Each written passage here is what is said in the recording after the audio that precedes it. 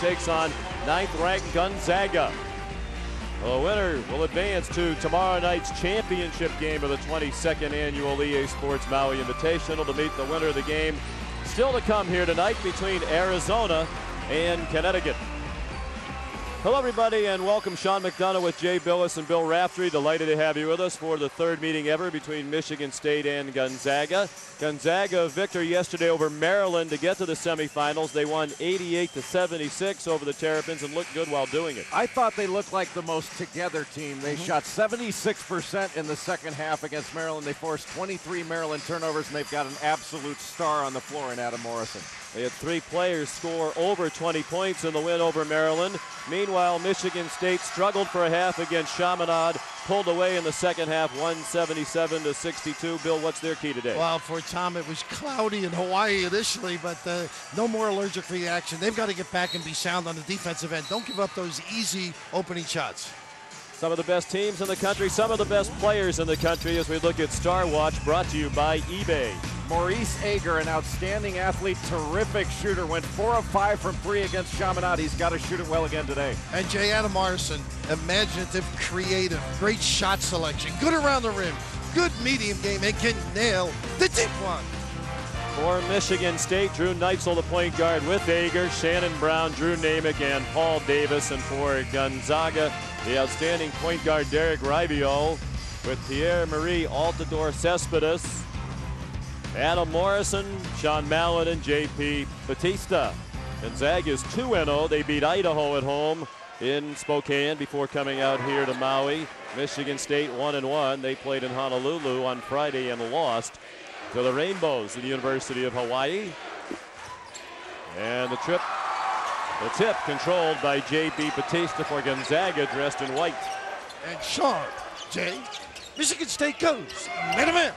Maurice Ager guarding Adam Morrison. Batista off to a great start this season, but not in this game as he gets called for a foul, trying to clear out some space inside. And Sean, it was interesting that Tom talking about Namick being not as physical as they would like because of the shoulder injury. Tom Izzo feeling that's a key, playing Batista tough down in the box. And Gonzaga starting out in man-to-man. They played a 2-3 zone against Maryland. They'll have to play some zone today because Michigan State runs so many sets. Paul Davis the miss and Batista the rebound. Batista scored more than 20 points in each of their 2 games so far this year. Mallon, a tough runner over Davis. Mallon got his own rebound. Rivio, an excellent shooter, and he rattles one in for the first bucket of the ball game. Quick feet. He's unorthodox quick. That's why he's hard to guard, in my opinion. He's a really good player. Good ball movement, and it's Ager for 2 out of the corner. Maurice Ager, senior from Detroit. Tom Izzo says he might be the best 2-guard that they've had at Michigan State during his tenure, and perhaps back even longer than that. They've had some outstanding players at that position. You're thinking of Reshford, I guess, and Steve Smith. The difficulty, I think, for Ager the first day, a little bit of a struggle, but one of the great wing performers. Mark Few in his 7th season as head coach at Gonzaga, winning as coach in the country right now by percentage at 81.3%. Been in the NCAA tournament all 7 years with the Zags and should be again this year. Davis setting the little screen and then immediately ducking in and getting into Mallon. Mallon was on the high side, but you have got to keep him, Davis, from getting into you physically because he'll just seal you off inside. Mallon called for the foul, his first, 2-2 the score. Paul Davis, the senior, short with the shot. And a foul on the rebounding action against Maurice Ager. I like to see Davis looking for a shot, though. I think he can contribute facing the basket, in low. Worked very hard off-season, I think. No, he's one of the most improved big guys over the course of his career in the country, and he's turned into a star. One of the things you don't want to see from Davis when he puts the ball on the floor, you don't want to see him fade away from the basket, go into the contact. Adam Morrison. Nice cut. He got it back from Batista, then gets stripped by Shannon Brown on the way up. Brown runs out with Neitzel, who lays it in. Boy, that was a great pass by Shannon Brown. He made the defense commit and then dumped it off to Neitzel. Outstanding. All these teams have improved in a couple of days. They were messing up fast breaks earlier. Very sound look. And a three for Morrison.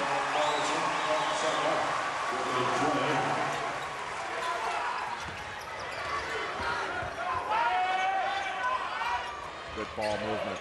And Ager trying to answer with a three. And the rebound down to Mallon, a junior from Spokane, Washington. Whoops. That looked like a travel. Yeah, sure was. Following the rebounding action. Donnie Gray, Mike Stewart, Mike Pitts are the officials. And Sean, one of the great things about Morrison is his ability to extricate himself from traffic. Knows how to discard people, set them up, and he's got such a great stroke. And we saw yesterday his elevation. He can plumb bob on guards. Yeah, he's a good athlete. What he does, he goes slow to fast. That makes him really hard to guard. And I think he has got a shampoo commercial in his future sometime.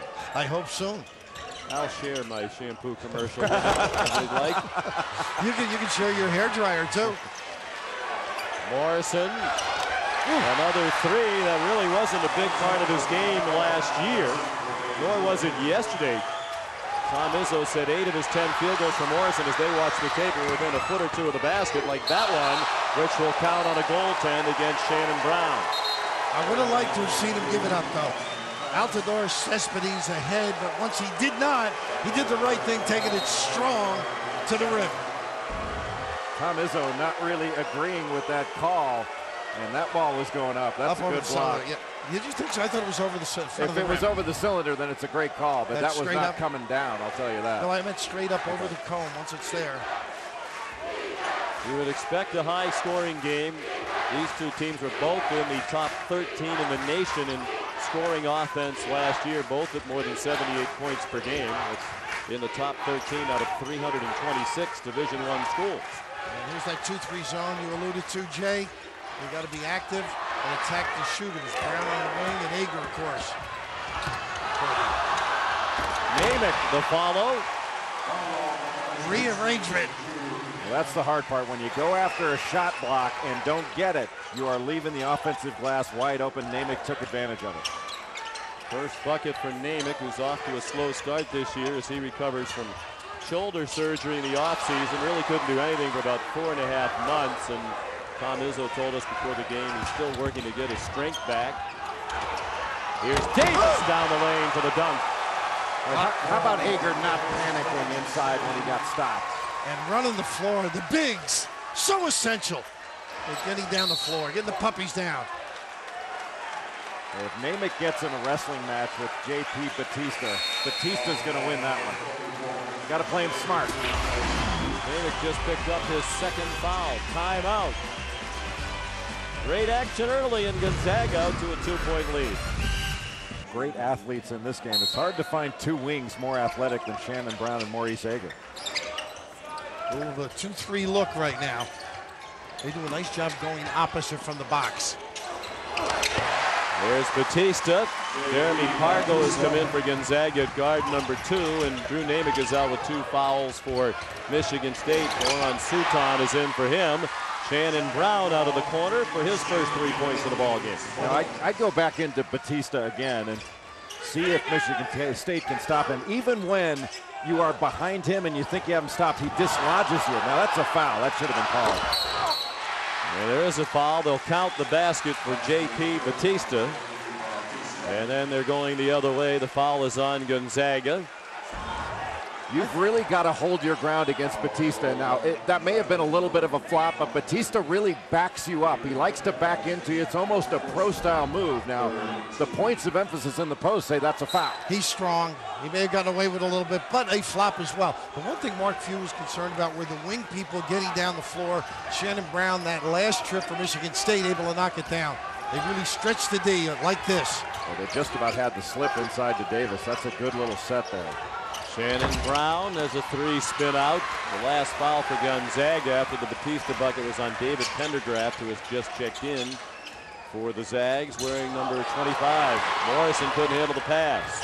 Brown and Ager. Oh! Is that unselfish? and attractive. Well, you know what's great? In a 2-on-1, they get to the rim. That ball never hit the floor. That was absolutely beautiful. All 5 players who started the game have scored for Michigan State. High low into Batista. Nice job with the dump down. Davis got to face the ball, and of course the pressure on the ball essential as well. 6 points now for Batista, senior from Brazil in his second year at Gonzaga. Attended a couple of junior colleges before he went to Gonzaga. He was the West Coast Conference Newcomer of the Year last year. Long rebound out to Jeremy Pargo, a freshman off to Morrison. And look at Morrison run the floor. He started sprinting in anticipation before the ball was retrieved by Pargo. Well, he can smell the points at the other end. Mark him down.